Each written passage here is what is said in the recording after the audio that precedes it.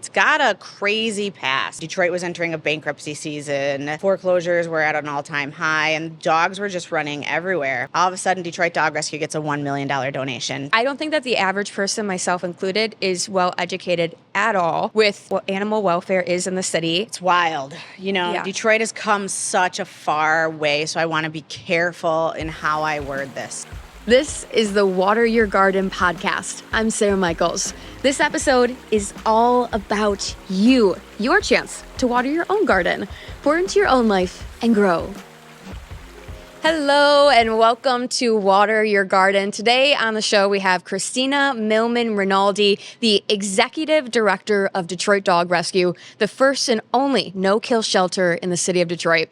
Since its start, Detroit Dog Rescue has been on the front lines rescuing, rehabilitating, and rehoming dogs who have been abandoned, neglected, or forgotten. I have seen Kristina's work firsthand, and you'll hear it throughout the episode, but essentially she and her teammates are just complete and utter badasses. In this episode, we dive into the origin story of Detroit Dog Rescue, which I promise you is nothing like what you probably think it is. We talk about the current state of animal welfare in the city of Detroit and also how far it has come since 2010. We talk about the day-to-day of Detroit Dog Rescue and Kristina, her work with these animals, and also what all of us can do and the knowledge we can have to be better caretakers for these animals. I could have talked to Kristina forever. This is a fantastic episode. I hope you guys love it as much as I did. Kristina Millman-RINALDI, welcome to Water Your Garden. Love it. I'm happy to be here. I am so excited you're here. I am such a fan of your work, and I'm really excited to dive into the bigger story. Can you talk to us about how Detroit Dog Rescue came to be, your origin story? Well, it's hard for me to believe that, 15 years ago, and it's got a crazy past. It actually started with a Detroit rapper named Hush. And Discovery Channel, long story short, approached him and they were going to do a show on the stray dogs in Detroit and how they were living, how they were existing, and kind of wanted Hush had had a long history in the entertainment industry, which is how I knew him. I at 12 years old was running around street teaming for rappers. My cousin owns 54 Sound, which is probably the most well-known music studio. Eminem recorded all of his stuff out of there. So I would see things. I was always around rappers. I was always kind of hustling with people. I knew Hush for, a million years. And next thing you know, Dave Bing, who was the mayor at the time, pulled all the filming permits from the Discovery Channel because they didn't want to show the blight on national TV. Detroit was entering a bankruptcy season. Foreclosures were at an all-time high, and dogs were just running everywhere. What year was this? This was 2010. Okay. Yeah. So Discovery Channel ends up getting their permits pulled by the city. They pack up. They go home. Hush kind of said there needs to be a no-kill dog rescue. At the time, Michigan Humane Society was killing 89% of the dogs, and Detroit Animal Control was killing all of the dogs as they came in, and Hush and just the group around him, which included myself, we were able to expose so much.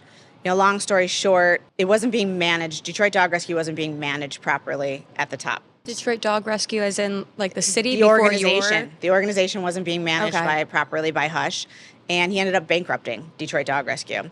At this time, I was not fully immersed. Wait, sorry, I'm confused. So Hush created Detroit Dog Rescue in 2010? Absolutely. Okay, so he created it. Yeah, him and a group of myself, Dante, Kelly, there was a group of people that created it. I was going to go off and be a nurse. I was I've had enough of the entertainment industry, things we've discussed, things that I had seen, and I was going to go off and be a nurse. And I was going to school to be a nurse and loved my friends in entertainment. And this story could be 10 hours long. Long story short, I start helping to rescue these dogs. All of a sudden, Detroit Dog Rescue gets a $1 million donation from a woman in Coronado, California. That's how DDR got started.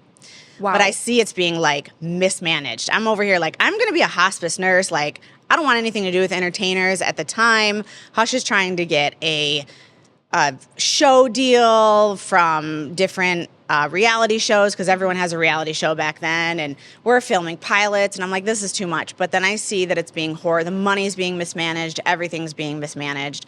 What ended up happening is Hush ended up leaving, everybody ended up leaving, and I was stuck with a bankrupt dog rescue and 18 dogs. And I said, I just want to keep the name. Like, that's all I want is I want to keep the name. So I brought it back from bankruptcy, and here we are today. And at that time, we were in a 2,400 square foot building on the east side. It actually started in an abandoned fish market building. Shortly after that, I moved us to Grand River to our 11,000 square foot building. Now we're building a free low-cost spay and neuter clinic. We're working on our farm for training animals. So we've come a long way in 15 years. But the start of the story is quite a story that not many people know or remember. But no, it all started with some rappers and some entertainers and the Discovery Channel, and 11 and 12-year-old Kristina that shouldn't have been where she was. It's funny. I pulled up. We're obviously over by the train station. Yeah. And I parked a couple streets away, and there's a building on the corner, and it's for sale now. And I was like, that actually used to be a music studio. So a lot of rappers in the area had recorded in there, and I used to go in there and I would write for rappers. I was incredibly talented. I am incredibly talented, but I would write for rappers, and everyone was trying to get signed back then in the early 2000s. Everyone was going to be a rapper, and everyone was going to get signed. Yeah. Especially after Marshall got signed. But yeah, that's the everyone thinks it's a very linear story. It is not. You got to fail a lot to get where you are, and I'm incredibly proud of what we created and who we've become. We have a board president who is just an angel on this earth, who believed in every crazy thing that I wanted to do, and we have an incredible board with people who are brilliant in business. Our volunteers are some of the most dedicated people I've ever met, and we have that core group, our director of training, our operations manager. A lot of people get to see me, they get to talk to me, and that's cool, but I have just the best group in the whole entire world. And we all have a story, which I love. That's not at all where I thought your story was going to begin. I know, everyone thought well, I went to college for nonprofit and, management, and I decided we needed a dog rescue here in Detroit. No, not 11, at all. 12 years old. No. Writing raps. Yeah. Somehow so got crazy. Involved. Yeah. People, okay. I actually was at a bar doing a fundraiser, and Trick walked in and knew me, and we start, slapping hands and talking with Mikey Eckstein. People were, actually it was Jessica Dupnack and Eric Erickson, and Erica was like, I knew you had some hood in you. And I was like, yeah, I just, so I had kind of a crazy past. I didn't really have parents, and grew up from a lot of trauma and child abuse, and had a lot to heal. And Detroit Dog Rescue was all part of that. So no, not a linear life at all, not a linear nonprofit at all, but I think that made us better, and it made us stronger. I always tell people, if you can come back from a bankrupt nonprofit, you can come back from anything. And my motto is just, you can't beat someone that won't quit. And every obstacle that we have in Detroit, we're not your normal. I don't think there's a normal animal rescue, but man, we have some barriers in the city of Detroit, and had some barriers in the city of Detroit, and we have just knocked every single one, out of the park. There's so much to talk about. Yeah, let's dive in. Yeah, let's go. So now we've learned that you have such a unique come-up story, the precipice of how all of this started. You talked about how you got involved at 11, 12 years old. And then also just now you talked about how in your own life growing up, you experienced abuse and things like that. As much as you're comfortable sharing on this platform, can you share a bit about that? I wondered, just on the surface, I'm thinking if there's any connection to how you were raised and your heart for animals and the abuse that we do see with them. Absolutely. So there's a lot of generational family trauma that I am the end of. The last name Millman is very popular in the city of Detroit. It's affiliated with the Purple Gang. My grandfather and his brothers were all in the Purple Gang, to the point of my great uncle was, one of the most infamous murders in the city of Detroit, not far from here. And, he was the first car bombing in the city of Detroit. They missed him. I mean, these were not good men. These were, my father later on was down the line involved a little bit with some things, but these were, this is the type of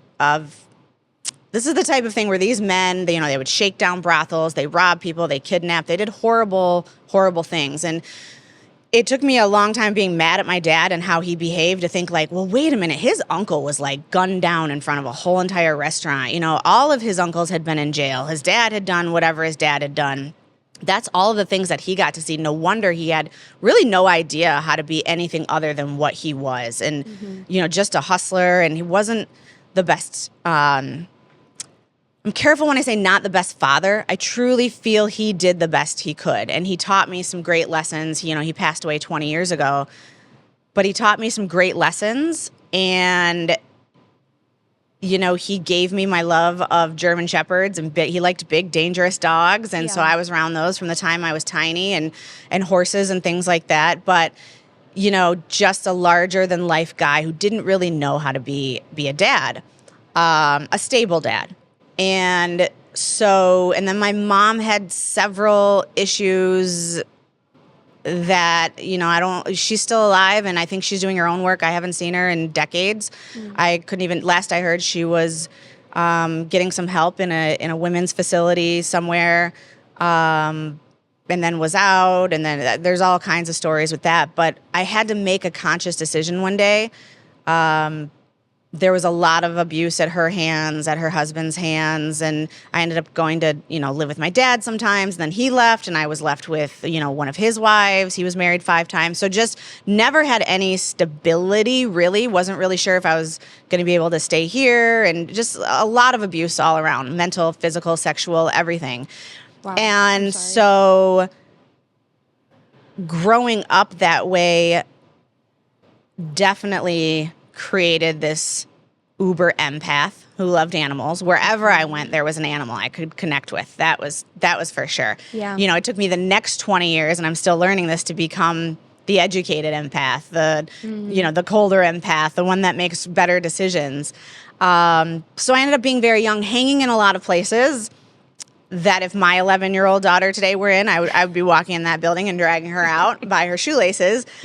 But that created an incredible artist, an incredible hustler, an incredible businesswoman in me, because I saw the music business from every angle back then. If there was a party or a rave being thrown in one of these buildings that we're surrounded by, I was taking tickets at the door, I was street teaming, I was promoting, down to what would be at these concerts or these parties, I was planning it. That created so much of what you see today. Detroit Dog Rescue is run like the music business. These dogs are marketed like, I'm going to sound really old, like we would market a CD back then. Yeah. We market them like they're in the music business. When we came out, we wanted to be the cool dog rescue. Back then, dog or cat rescue would be, 2 women who are my age now or older. I was 26 when DDR started, wearing a purple shirt that said something like fuzzy tails and kittens wishes cat rescue. Yes. And you're like, okay, we came out, with this harder logo that you see on the website and everywhere else. That I see like around the community. I was at the you'll doctor's see it at office the the other day. airport. I saw someone See? wrapping one of the sweatshirts. Thanks all the doctors that support us.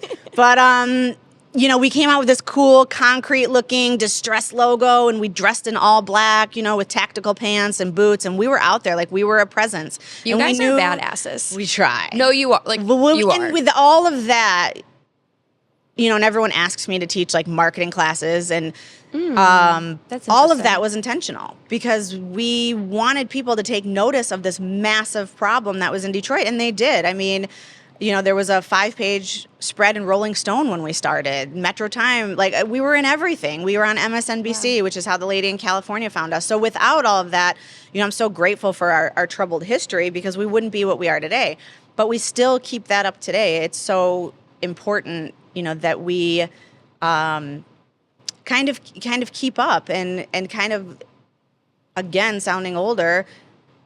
Now I'm looking to my daughter who's 11, like, what is this younger generation? Like, what, the crop tops, are you sure? Like, is that what's selling? Because we have a really cool clothing line. Oh, I feel like that definitely would sell. Yeah, so I'm just like, I draw all of the shirts, I sketch them all out, and then I have my guy Brian, who I've worked with forever. He fine lines them on the computer and does all that stuff. But every part of my past made me, what we are today, and I'm really proud of that. So even though I had to go through all of that, and it made me this incredibly gifted empath, it all happened for a purpose. And I hate that saying when people are like, oh, you went through all that for that's like, well, that. But, you gotta, sometimes I find it to be really true. And also for myself, that kind of mentality really helps me. Yeah, absolutely. And I'm glad you say that. people are like, you've done so much with Detroit Dog Rescue. You know, I've been doing it for 15 years. The truth is, Detroit Dog Rescue, you know, rescued me. It brought my love of entertainment, my love of art, my love of animals. And I have a team, and we're creative, and we take that creativity to new heights in order to connect people with homes. But I always say it's not just about the dogs, it's about the people. So the fact that I had so many different pages in my life that, you know, maybe I was living with my dad, my mom, or you know, my dad's ex-wife, or wherever I was, I had to talk to people to survive. There was no hiding for me. Like, I had to have a job. I mean, I was working by 11 years old. And so that I can sit down at any table, I can talk to anybody. And one of the stories I always tell is, you know, this guy who had dogs in his backyard chained up, he wouldn't let anyone in his house. And through the open door, I saw that he had an Isley Brothers record. And I was like, hey, you like the Isley Brothers? And we just started a dialogue from that. And he ended up letting me in his house. We ended up being able to get the animals. But everything that happened made me who I am. And I pretty much can talk to anybody. And I think that's such a big part of DDR. You know, so many times I get calls from the operations team is like, these people, Kristina, they're not going to surrender this dog, or they're not going to tell us where the other dogs are. Can you talk to them? Absolutely. I can sit at tables with politicians, and I can sit at tables with drug dealers and have, that I don't know where they live or who they are. I have no information on those people. But, you know, and I can have a conversation with anybody, and that's huge. In any industry that you're in, that's huge, I think. And it's such a strong suit that you are your own organization, not being with the city or anything like that. I'm not saying anything negative about the city in this fashion, but being your own person and being able to relate with people and have that human connection, I feel like that has to open so many doors that otherwise probably wouldn't open. That's a great point. One thing that I really stayed true to at Detroit Dog Rescue, no matter how hard times are, is I won't sell out to city contracts. Now, there's probably people in animal welfare who are watching this and, you know, saying, oh, well, it's not selling out, it's collaboration. I'll do collaboration any day. But there's no amount of check big enough that's going to make me shut up. There's no amount of check big enough that's going to make me follow rules that aren't going to help people or animals. There's no check big enough that's going to make me hide things when it comes to, anything. And so I don't take any city funding. I don't take any city contracts. I don't take any contracts from any humane societies or anything like that. I think everyone is doing the best they can and doing incredible work. But I think it's so important that Detroit Dog Rescue stays true to who we are and doing things the way that we do it. I'm just such a believer that when you're in alignment and you are working in your purpose, whatever is supposed to come to you is totally gonna come to you. There isn't a day where some volunteers like, and listen, I know I'm very aware of my personality. I'm a strong personality and I love it. And people tend to either really love me or really hate me. And I understand that all of that is 95% of that is a reflection of them. Am I right? That's a good thing, though.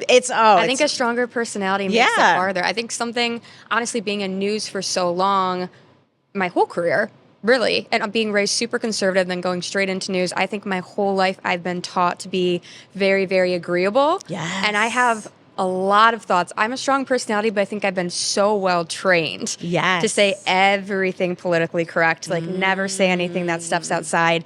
And what I've learned from doing my own thing for literally just a couple months is I think people who are genuinely true to what they think and they're not scared to say it, I think that goes so much farther because people want that authenticity. I think it heals so much when we say what we need to. You know, I was reading a Brene Brown book, and it's just like hard conversations are kind conversations. And so out there on the internet, there's no conversation. It's just like, this is my statement in 2 sentences, and this is how I feel about you or this. So there's a lot of comments where people either really like my strong personality or they really don't, and I'm okay with that. And you know, but there isn't a day where a volunteer is like, did you see what this other rescue said about me, where I ever think for not even a half a second, let me change my whole thing up. Never. I'm just like, okay, like, that I wish I had that kind of time to talk on the internet like that. Yeah. That must mean I'm doing okay. And there's always room to learn. There's always room to grow. But I truly feel that if we're staying in alignment, we're doing the best that we can every day. Animal rescue, especially in Detroit, you never leave and your desk is empty. That's not going to happen. We come, we do the best every day. We go home, we sleep, we do it again the next day. And I'm proud of that. And I'm proud of not selling out. I've been offered several more reality shows since the beginning. And sometimes it was like, we don't like the all black attire. We want you to wear green shirts. You're too much like pit bulls and parolees. Can we change it up? Can we do? And none of them, for the amount of money, just ever worked for me, because that amount of money wasn't going to cover what I needed for the dogs. And that just also, I don't think there's any amount of money that can make me change our shirts to green. And I just am like, one day, if it's meant to be, which I don't want a reality show, and I've turned down several ideas, whatever's meant for us in any capacity will be. So you also could, this is what I love about modern media and how it's changing. I mean, if you really wanted to do something like that, I think you could hire someone, create your own YouTube show, have it exactly how you want, and potentially do better. I would love a DDR YouTube. Well, let's get the right crew together. That would be so good. You know, that's something I thought of. I'm very much, maybe this is from my father's gangster history, is I'm very much about cutting out the middleman. From our T-shirts to our everything we do, I'm about cutting out the middleman, because it's not a negative control issue. I'm very, people are like, you turned down a reality show? You turned down 3 of them? It's like, there's no power. I'm giving my power to somebody else. I'm giving my story to somebody else. And that's what I think is hardest for me, is I have too much experience in entertainment, and I've seen how things can be twisted, and I've seen how things can be owned. And I'm just not about it. And it's so smart. That's such good advice, too. I know that sometimes I have definitely taken the easy route and gone with someone, and I knew in my gut, worked with someone in a way who said they're going to make something easier. And in my gut, I knew it wasn't a good idea. I did it anyways. But what did you learn? Always to not do it. And you have to listen. To stay true to myself. Yeah. And I'm just I'm a little bit older than you. Might have a little bit life experience in some things, but I really learned to just never regret. I've made a million mistakes at DDR. You learn from it. I haven't always been the best leader. DDR has seen me in every phase of my life, being a newborn mom. I never took maternity leave or anything. Like, my kids were like sling to me. There's pictures of my first daughter, like a brand new newborn and a baby Bjorn, and I'm like with a pit bull at an adoption event. I mean, my kids, badass. They've seen, and that's crazy. I don't know if I recommend that to everybody, but at the time, I'd be capable. That's, what I had to do to save DDR. And so DDR has seen me at desperate times. DDR has seen me at tired times. DDR has seen me, but all of those things, we learned and we grew and we did better. And I think every, person in business, because that's what a nonprofit is you need to run it like a business. I think every person in business, or even their own life, you can look back and say, I learned from that. And that's, I think, all we can expect out of life is lessons. I'm a spiritual person, so I believe that, we're here, we learn some lessons, and then we go home. And I think dogs can be some of the biggest catalysts for those lessons. And I think that's why I'm so incredibly blessed to be here and to work with dogs and have the reach that we do have, for sure. That's what I really want to get into. Yeah. Ooh. Dogs, to me, angels on earth. Yeah. Why I am just so genuinely thankful for you and what you guys do in the city. Okay, at the very beginning of this interview, we touched on back in 2010, you were talking about the percentage rate of the dogs that were being killed that were taken into shelters. Yeah. Can you just talk to me about the current state of animal welfare in the city of Detroit right now? I only learned about it. Actually, this is why I'm so grateful for my time in news, because I learned things like this that I never would have thought about. I don't think that the average person, myself included, is well educated at all with where animal welfare is in the city and what happens to these animals. Can you just give us some education? It's wild. Detroit has come such a far way, so I want to be careful in how I word this. It's come so far. In 2010, animal control was on Jefferson. They were killing 99% of the animals that came in there. Detroit Dog Rescue and other rescues protested. And I'm careful what I say, but I'm going to be honest. Please. Detroit Dog Rescue put the animal abuse that was happening at Detroit Animal Care and Control, it was animal control back then, on the map. We put the word out. Other rescues then came in, started protesting, things like that. There was one thing that, Hush did here, and he was loud, and he got really loud about it, and I'm forever grateful for that. And he left around that time that things really started to pop off. Mayor Duggan had just become mayor, and I got a call because it got crazy. People protesting. I got a call from the mayor's office, like, the mayor wants to see you right now, like today. Mm-hmm. So I go up to the mayor's office, and I sat with him, and he's like, what's going on? And I'm showing him pictures of what's going on in animal control. Because at the time, animal control tried to raid our building and say that we were illegal and all this stuff. Well, like, you don't just come into anything of mine and try and take it. That makes me so mad. Yeah. And Mayor Duggan was brand new. Mm-hmm. And I remember sitting with him at his table above, the Detroit River in his beautiful office. And I'm like, I'm still fairly, like, in my 20s at the time. And just showing him all these pictures. Like, this is what that dog looked like. This is where we got it to. And what ended up happening is I started working with the city to create a contract for animals to be able to leave animal control. Because back then, no rescues could pull animals. Animals were not leaving. Like, there was no paperwork for animals to leave. It was horrible. Crazy. You could only, if your dog got picked up by animal control, you had to pay cash to, like, get your dog out. Like, you couldn't come with your credit card. You couldn't write a check. Why? Why do you think? I don't know. I don't know.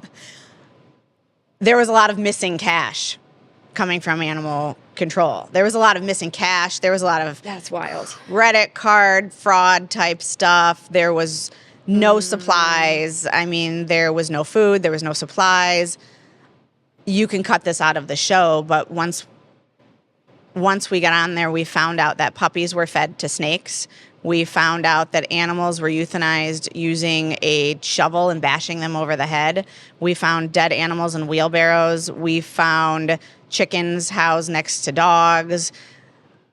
Some of the saddest things is we found the director there, who had a degree in biology and actually worked for the Detroit Zoo previously, had some favorites that he just kept there. The pictures that I'll send them to you and maybe you can use them. This animal control was created in 1927. So it was just cement boxes that were no wider than probably this table. Yeah. And had pit bulls just shoved in there, going crazy. It was, the windows were broken out. So bird feces was everywhere, dirty water. This was in 2010, 11, 12, 2013, 2014, finally. It's just like I wouldn't shut up.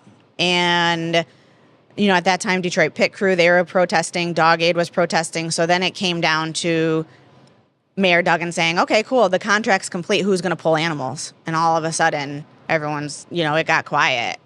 And at the time, it's like, man, we were still recovering from Hush leaving and, bankruptcy. I was being sued by a contractor that Hush had a issue with. And so I was just like, screw it, we'll figure it out. And went in there, pulled as many dogs out as we could. A lot of my friends funded that and helped with that, and people saw again how passionate DDR was, and that was a new beginning for Detroit Dog Rescue as well. And so then the mayor appointed Melissa Miller, who's just one of the smartest people in animal welfare. Just an incredible human being. She's working over in St. Clair now.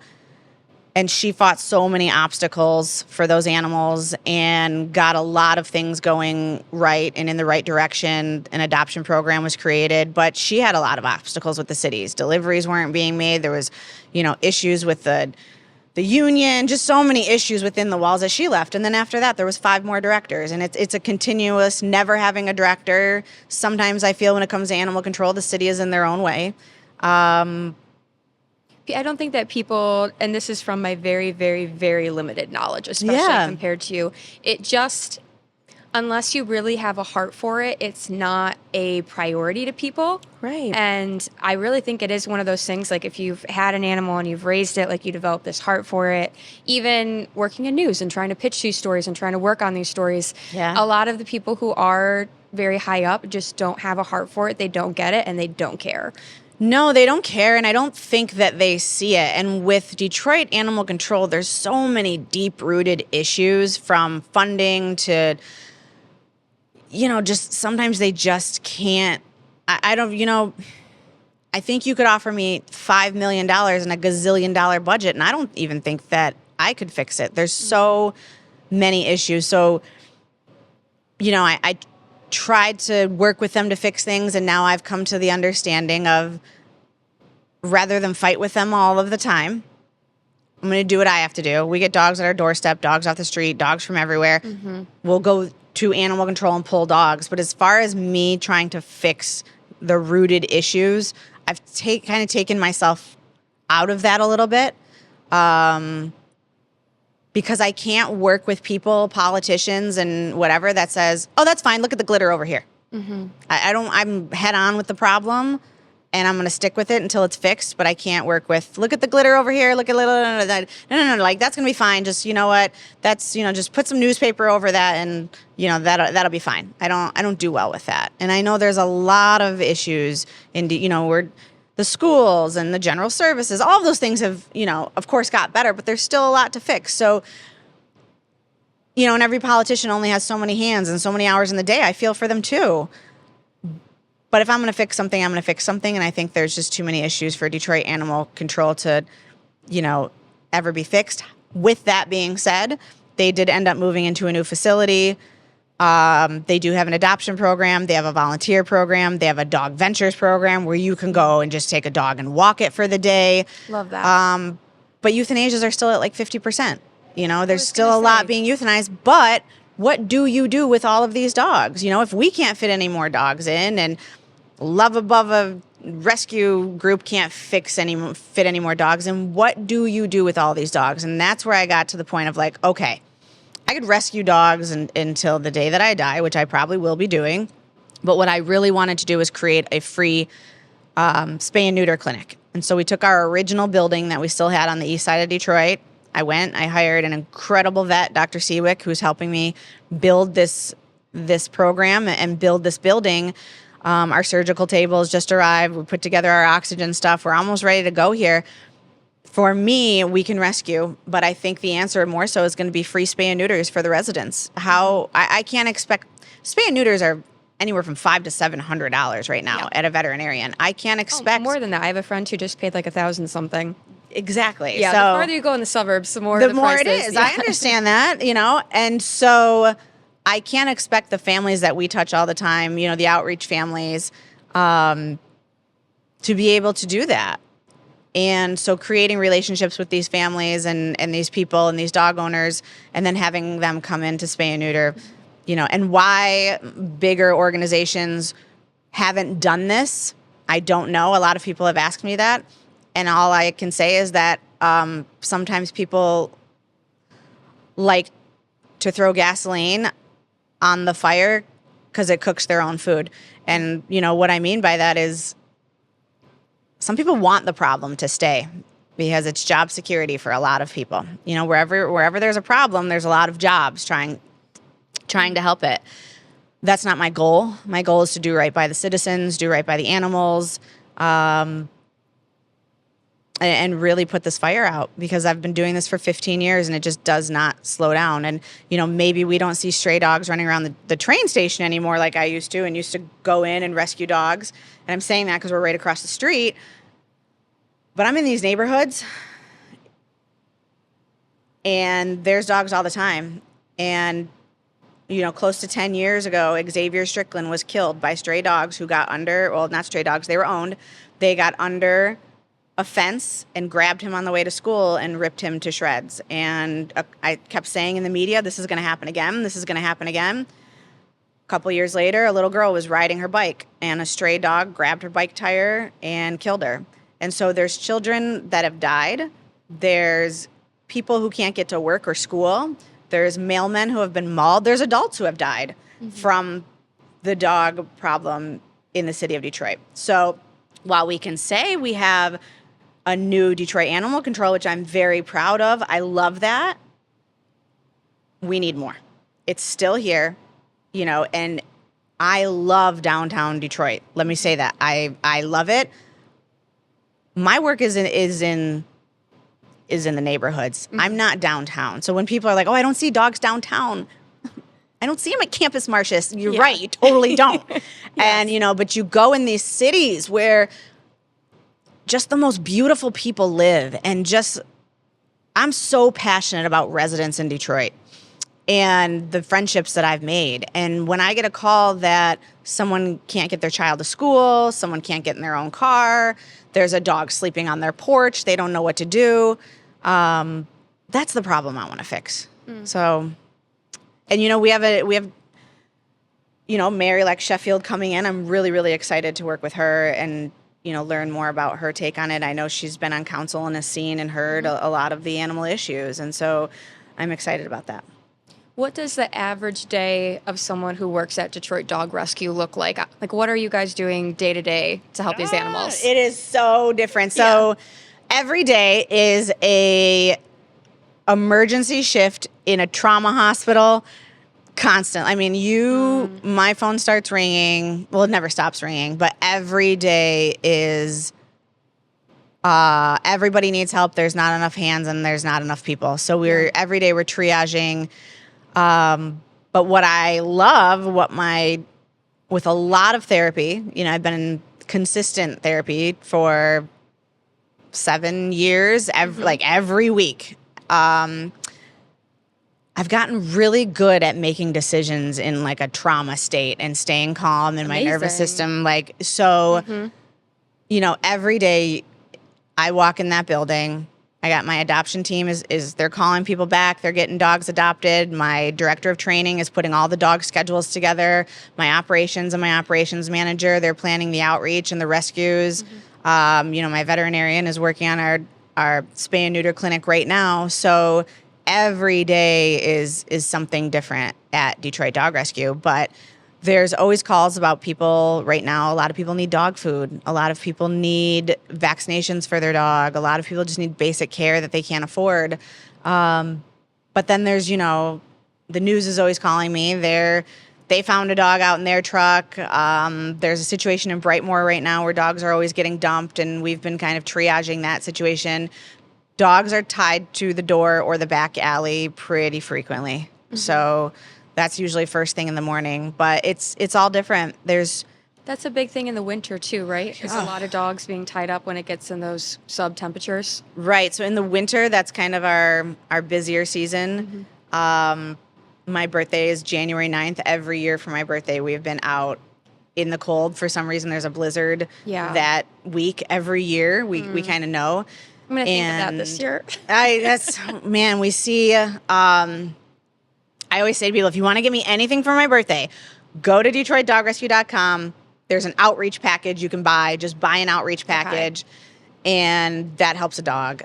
We see so many dogs chained up outside with either a dog house, which is great, or a makeshift dog house. By law, all they need is they're not supposed to be chained up more than 3 hours, but nobody monitors that. And they can't have a heavy chain, right? Aren't you supposed to use a tether? Correct, but nobody monitors that. There's nobody to enforce it. And a house I've seen a house be everything from a piece of plywood up against a house, like up against a wall. I've seen a house be like the top of a pickup truck. That counts as a shelter. That's what it has to be. Unfortunately, last winter, anyone that follows me on Instagram, we picked up more dead dogs than we did live dogs. Last winter was brutal. One thing that sticks in my mind is there was a German Shepherd that had died in a parking lot and there was a live black pit bull with him. They were buddies. The black pit bull would not leave the dead dog. So everyone called me. We of course picked up the dog because kids are seeing this. Like, this is what kids are seeing. Like, going to school. I can't imagine. I have a 6-year-old and an 11-year-old girls. They see dead deer on the side of the road, and it's like, I have to explain that to them. Imagine your child. Like, and this is why I'm so passionate about the neighborhoods. On the way to school, that's the first thing they see. Going to school, in the car, they see a healthy-looking dead dog on the side of the road. And now you got to go to school and open a book, and you have, that looks like your dog or is the same size, and you got to go open a book and focus all day. Yeah. Like, that just doesn't sit well with me.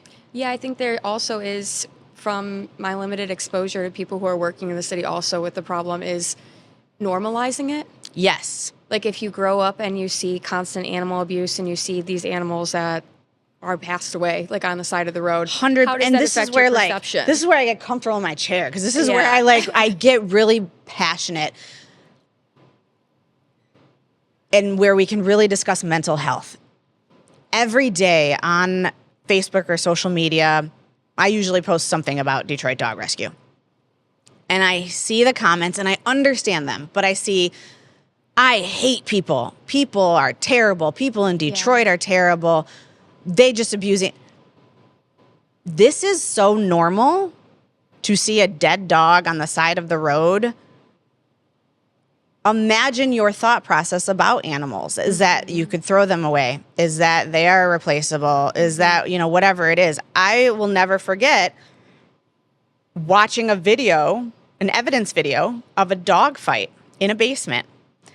And you know how in some basements you go down the stairs and you can already like see the basement before you get all the way down the stairs? Yeah. A man and it ended up being his like 2 or 3-year-old nephew were on the stairs watching the fight in the basement.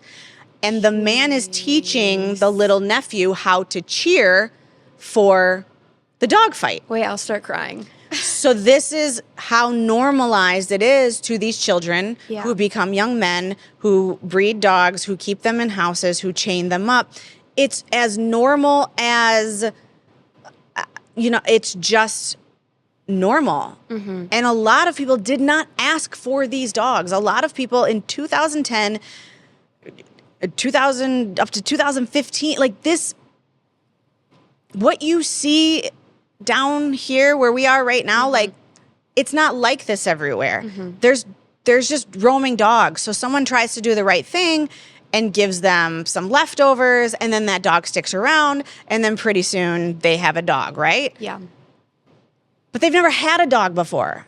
They don't know what to feed a dog. They don't know about heartworm. They don't know that the dog needs to be vaccinated. I equate it to people like, if I just walked outside in my backyard today and there was a lion, Yeah. I don't really know. Like, I love animals. I'm not exactly sure. Do they eat tuna? Do I need to like go grab some chicken? What do they need to be vaccinated for? I don't know anything about caring for a lion, so let me call animal control. What do you mean it's going to be 3 days for you to show up? Like, or what do you mean you never come, and now I have this lion in my backyard and it looks a little skinny, but is that... And listen, I am not giving animal abuse a pass,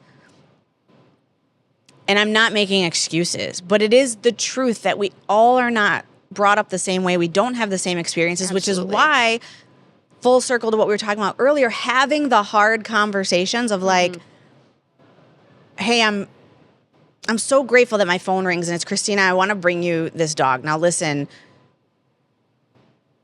it is starving. I didn't have food to feed it. I thought that, my next paycheck, I could figure it out. And, that person might have been in an abusive relationship as well. And you have all kinds of mental health issues. I never judge anybody that calls me or comes to our door.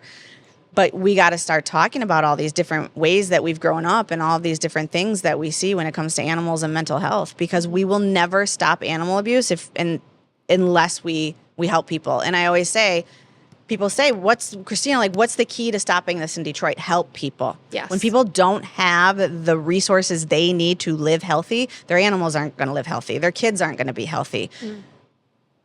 That is been the motto at DDR, is it's about the dogs, but it's also about the people. And if you say that you hate people, you probably don't belong at Detroit Dog Rescue. I hear that all the time in animal rescue is, I hate people. I get it. I think that's just a common thing But, for like, people to say too. I feel like nowadays whack. it's almost just like a throwaway line. Whack. It's Yeah. the wackest. I don't even know if the kids say whack or whatever it is now, but it is the sounded good to wackest me. thing I've ever. When I Yeah. hear someone say, like, I hate people, that's a deeper issue, and it's not even tolerated at Detroit Dog Rescue, because you're going to need to get along with other people to help these animals. But I do see, you know what, like, I'm working on becoming a very empowered empath. I'm not there yet. I still Yeah. get tripped up a little bit. But I'm grateful that I get to see things from all angles. And again, that's also a reason why people don't always like me, is the decisions that I make as an empowered empath of, I see it on the balcony. I see it from all angles of why people do the things that they do, or why we need to do what we do at Detroit Dog Rescue. But we're never going to get rid of this problem until we help people. So, and I don't want to take any credit away from what Detroit has done in the last 10 years. The abandoned buildings that are gone are incredible. Yes, there's more parks, all of those things. And of course, you can't help the neighborhoods until you get some revenue and things from downtown. I'm a very educated woman. I understand how economics works. But we're never going to get rid of this problem until we keep working with people, until we keep working with residents, until we keep working together, for sure. That's So, perfect. That leads me to my next question. let's go. What is one thing that everyone could start practicing this week that would make the animal... No, let me restart that. Yeah, that's okay. What is one thing that everyone could start practicing this week that would help the state of animal welfare and dogs? What is one thing that everybody could practice this week? Or one simple change that people could make? You know what's so funny is a lot of people would answer that and they would say, go to my website and donate. Go to my that's the website answer? and volunteer. It's not the answer. One thing you could do to help any animal, whether it's the squirrel in your yard or the dog at the animal shelter, is be nice to another human being. We have no idea what anyone else is going through. And when someone has a bad day, they go home, they yell at their kid who kicks the dog, who does whatever. It all is a trickle-down effect. And so, yes, absolutely, go to DDR and volunteer. Go to DDR and donate. Let's help all the animals together. But be good to yourself. Find balance in yourself. Be nice to other people. When we're in a balanced and aligned state, the animals win. I guarantee it. I guarantee it. It's not the immediate answer, but it's the ultimate answer. I guarantee it. It's fantastic. Yeah, I try. What is coming Water up? your own garden. Yeah, there Water you go. your Exactly, garden. That's the root of it. Serious? I'm serious. Once we all water our own gardens, imagine, like, here's a little metaphor for you.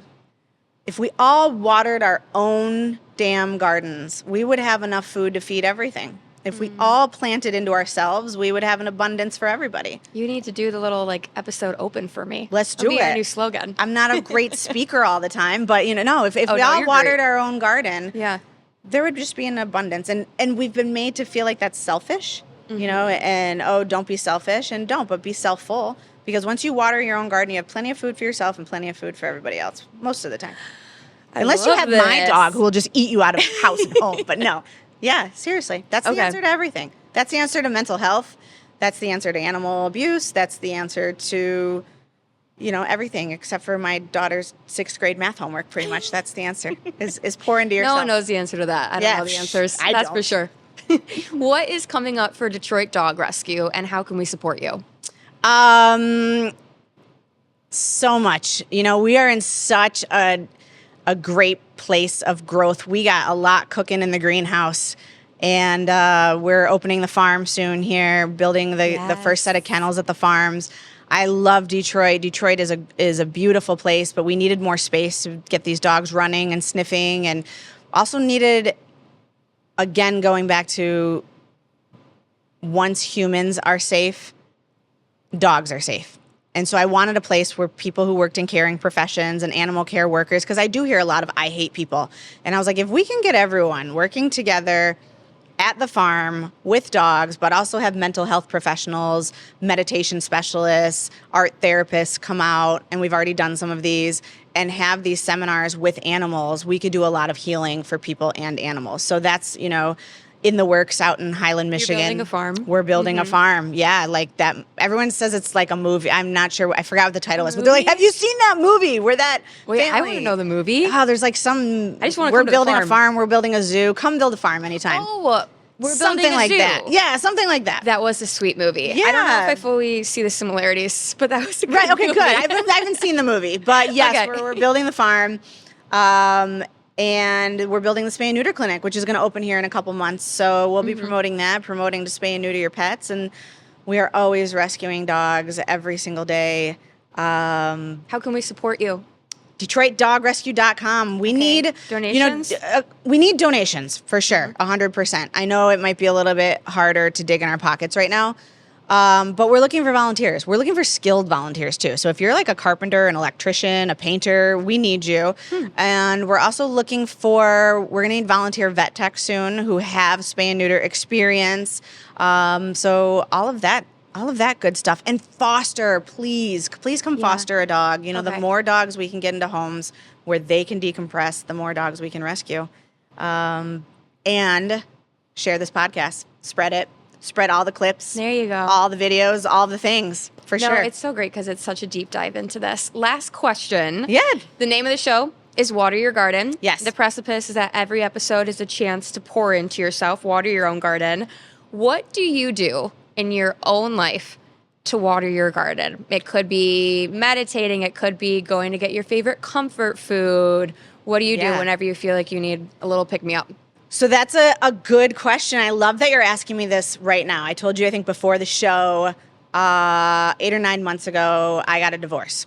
And when you get divorced, even though my ex-partner and co-parent, we've created such a safe space for our kids, and he is still probably my biggest cheerleader, and I'm his biggest cheerleader.